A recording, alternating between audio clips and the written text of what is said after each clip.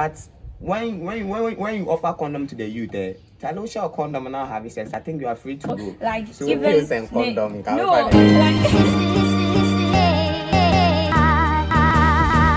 it. You're all welcome once again to my YouTube channel. My name is Monique Kafui, and today we are going to talk on teenage pregnancy. We are going to look at the causes, the effect it has on the young girl and the child to be born. And I have here a gentleman and then a lady who are going to share their opinions on the best preventive measures to take when it comes to teenage pregnancy. So we have here Joshua Amenyo, and he's a tertiary student, a nurse in the making. And we have here Rennie Bilfo. She's also a tertiary student and also nurse in the making. Okay, so teenage pregnancy can be defined as pregnancy in a young girl under the ages of 20. It occurs as a result of she having penile-vaginal sex with a man after she has started her regular monthly periods.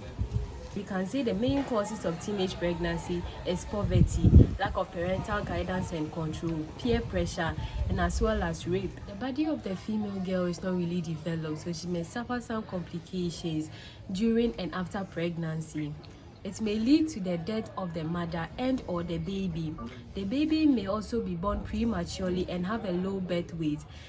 Teenage pregnancy can also interrupt the education of the young mother. She may stop school or may spend more time in school. She may also suffer some health conditions such as obstetric fistula. Okay, so before we go into what we want to do today, let us know how our guests are doing. Okay, Joshua, how have you been? I've been good, by the grace of God. I'm still okay, as you can see. God has just been protecting me, so I'm very grateful. Okay, Rainy, how is life? Okay, all is well by God's grace. Everything is working good. So I thank God for that. Thank God too. Okay, so Joshua, at what age should we educate teens on early pregnancy? Okay, Monique, thank you. At the age of 9 years, you should educate your child on teenage pregnancy, because you can see that the youngest mother on earth here is 9 years old, and she gave birth when she was 9 years old, and it is termed as a teenage pregnancy. But the law says that 18 and above, when you are 18 and above, you are mature to decide certain things for yourself. So people think that when your child is 18 years, that's when you advise or you educate her on teenage pregnancy. But I'll go for 9 years, because yes, people 9 years, 12 years are giving birth, so I would like to go for 9 years. Yeah. Okay, so should it be done in our homes or schools? Yes, we have formal education and informal education. So you can do some at your house, and schools too must also organize education teams so that they can support children. Yes, I mean ladies. Okay, thank you very much. Rainy, what do you think? Okay, I also think that looking on the global scale, we have 16 million of girls between the age of 15 to 19 give birth.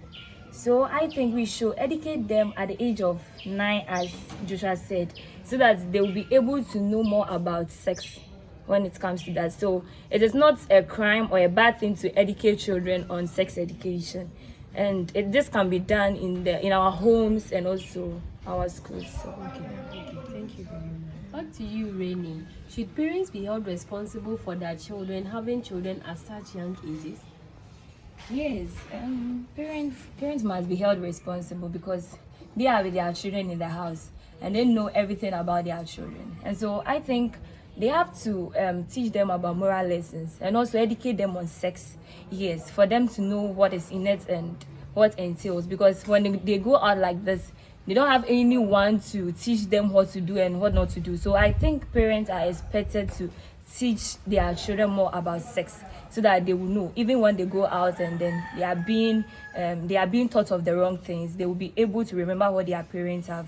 Parents do their part when it comes to educating teens on teenage pregnancy, but as they grow up and then it's like curiosity, they want to know how it is. Don't you think the young girl must also educate herself personally and within herself and tell herself that no, I shouldn't do this?